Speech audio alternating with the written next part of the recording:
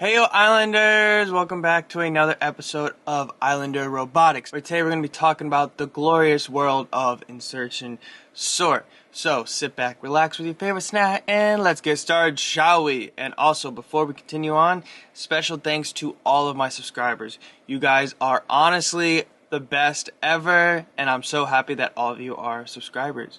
As well as, if you're not yet subscribed and you're thinking about it, please consider hitting that subscription button so you can become part of the Islander community, where I teach all of you robotics through machine learning and artificial intelligence. And without any further ado, what's going to go on is actually I'm going to pull out the iPad. Yes, just like last week's video, I'm going to be going in depth on explaining how insertion sort works, because it really is an important concept to understand. It's also something you're going to want to understand when you go out and try and get a programming job. So let's pull out the iPad. Alright, so what insertion sort does is it allows you to sort an array, or in Python's case, sort a list. And we can start off by just looking at the list I have down below. We have 1, 2, 3, 4, 5 cells all in, and they are nowhere near in order. This is how it works. First things first, we have to look into we have to go by essentially 3 rules. First one, look at the value inside of that index. Second, look to see if the value in the index before it is greater than the value that's inside of it, and see if it's sorted correctly. Last, swap the cells. Alright, so we have 5. Nothing is smaller than 5 because there's nothing here. So what we're going to do is we're going to now go to the next cell. And we're going to just put a line right there. 7 is greater than 5, so that is not going to switch. Erase this. 8 is not greater, 8, according to that list, it is in order. 6. 6 is less than 8, so we're going to pull out 6. We're going to put 6 right here. And 8's going to go here, alright? 7 and 6, 6 is less than 7. So 7 is going to go right here. And then 6 is going to go right there. 6 is greater than 5. So 6's spot is going to be right there. Now we're going to go to the last cell. 9. Well, now in accordance to the program, insertion sort, this is organized. I feel like that may be a little bit of a bad example. I think this one's a little bit better. Nothing's behind 6, so 6 is staying where it is.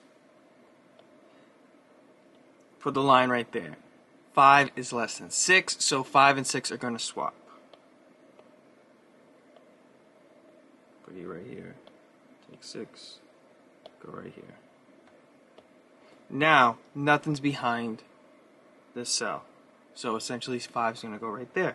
So 5 right there. Erase you. Come over here. 6 is 6 is less. 10 is greater than 6. So that's staying right there. Now erase this. 8 is less than 10. So 8 and 10 are going to swap.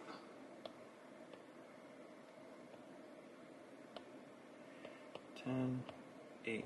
6 is less than 8. Well, 8 is greater than 6, so 8's going to go into that new spot. Now we're going to go to the next cell. 4 is less than 10, so 10 and 4 are going to switch.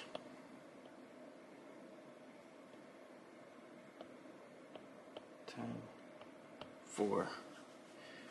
4 is less than 8, so 4 and 8 are going to swap.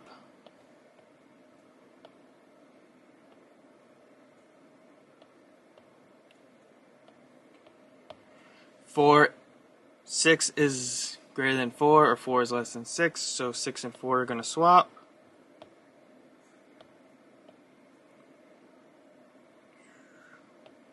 And now 4 and 5, well, 4 and 5 has to swap because 4 is less than 5.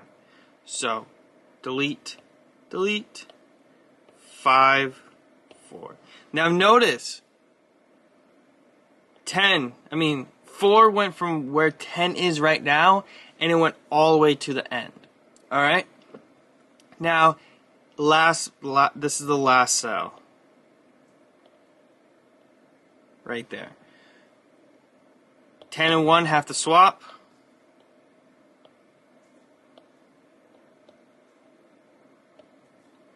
Eight and 1 have to swap as well. 6 and 1 have to swap as well.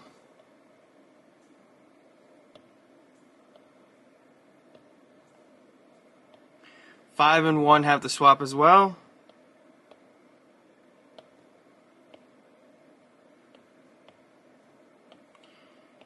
Four and 1 have to swap as well.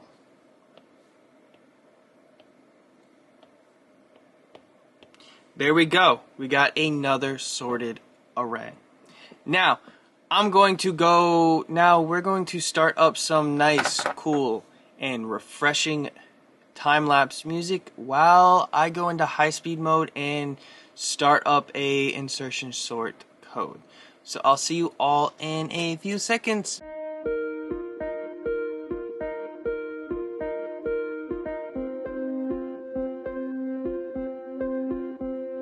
Hey everyone, so I'm back. I hope you all enjoyed the little time lapse with the music. Let me know down in the comment section what you think about the music or the time lapses. And if you enjoy those little time lapses, go ahead and hit that like button down below to let me know that you are enjoying the video so far. As well as, let's get back to the code. So this code is actually a recursive algorithm. So yes, we're correlating today's video with the same concept that was going on in the last video, recursion. If you don't know what recursion is and you haven't seen that video, I really highly suggest going to check out my video on recursion. There should be a little info card popping up in the top screen. Go check that out. If you're a computer scientist or a programmer, you really should learn recursion. It makes your life a lot easier. Let's start talking about the code. So right on line 1, we're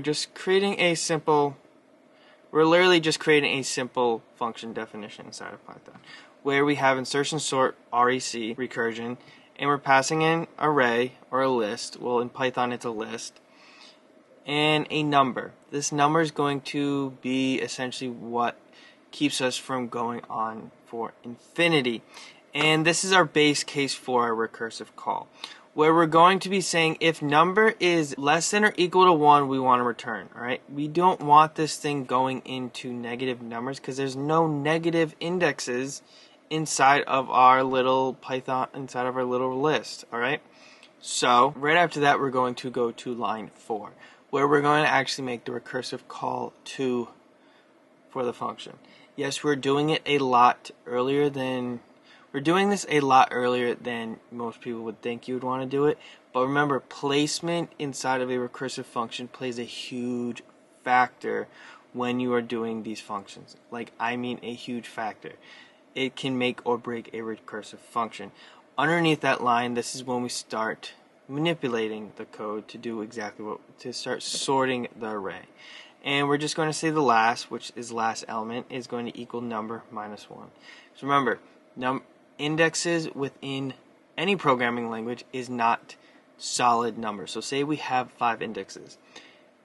In the program, when you're trying to call to that 5th element, that 5th index, you're actually calling to the 4th index. Alright? Because remember, it's 0, 1, 2, 3, 4.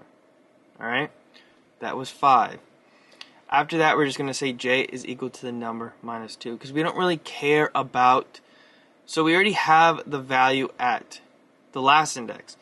We're going to want the value after that to now check all those values. So while j is not equal to 0, while j is greater than or equal to 0, we're going to keep this while loop going, as well as while array of j is greater than last, meaning so if this is greater than last, that means it is out of order and we have to continuously still be moving this element into different indexes, alright?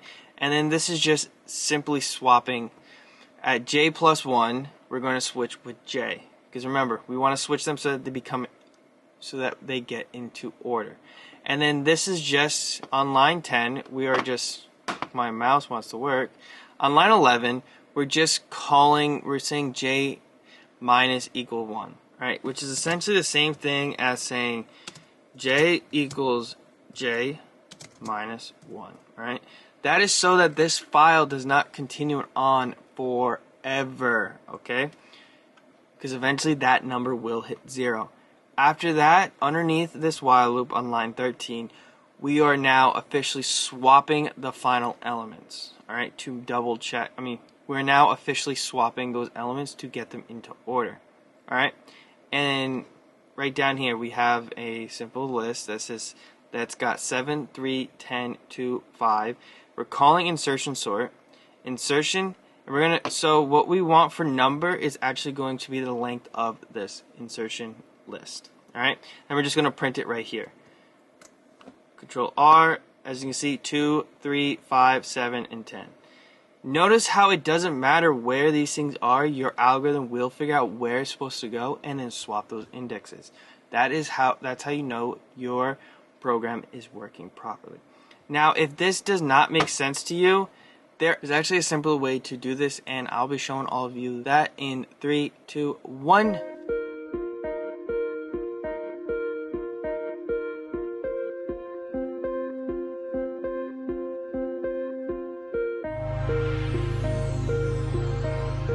Alrighty, and that is the code for the simpler way. Alright, right here on line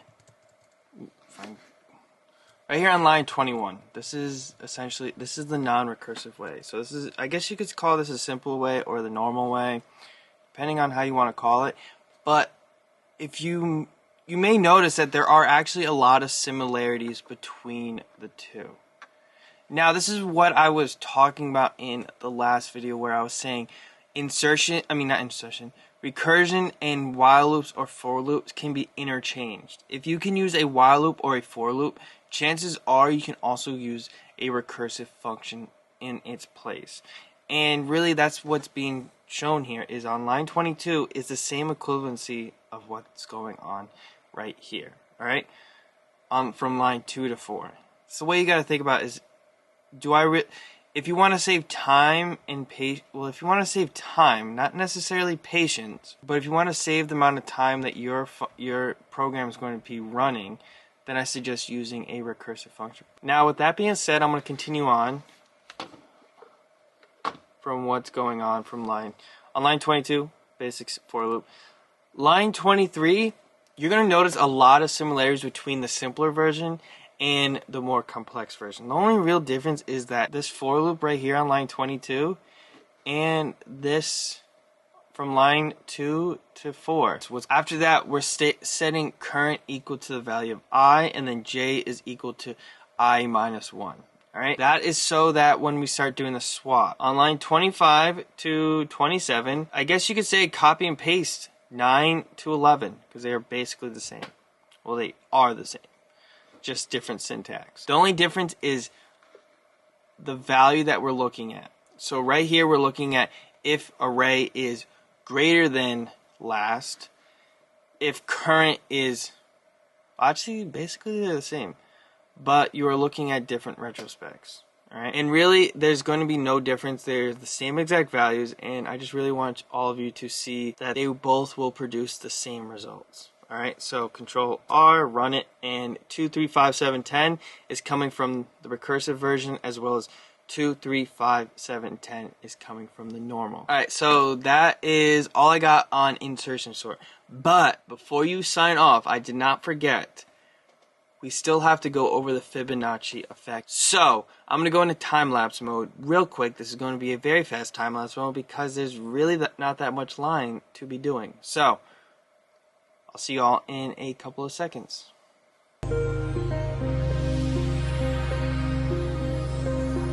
Alright everyone, so I'm back, and like I said, that was relatively short. I don't even think I did music for that one. and this code is literally only 3 lines. I know. Looking at that algorithm probably made all of you think that it was a lot longer, but in retrospect, it's only 3 lines. Well, technically 4 if you want to count the function definition. And the function definition, all we're doing is just passing any number. Underneath that, line 36 is just the base call for the recursive call. Nothing really too fancy. And then we're returning the number if that statement becomes true. After that, we're returning the fib of number -1 plus the fib of number -2. And underneath that is just a simple print statement. Control R, run it, and we got 3. Now, if you want to understand how I got 3, go check out my last video on recursion to see my little demonstration and explanation of the Fibonacci sequence. Alright, Islanders, thank you so much for watching. If you made it this far in today's video, you are truly awesome. And for those Islanders that have not yet hit that subscription button, please consider hitting that subscription button as well as that bell icon so you can get notified when I post my next video. If you do not hit that bell icon, just letting all of you know, you will not get notified when I post my next video. Alright? As well as if you enjoyed today's video, please consider hitting that like button, as well as if you have any comments, questions, or if you just want to just say, hey, what's up? Leave it all down in the comment section down below, and all of today's code will be down in the description bar down below. Now, there may be a chance where I will have to send you guys to a Google Drive so that you can get all the code there, because sometimes YouTube does not let me do that. But anyways, I'll see all of you in next week's video. Thank you so much for watching again. Bye. Happy coding.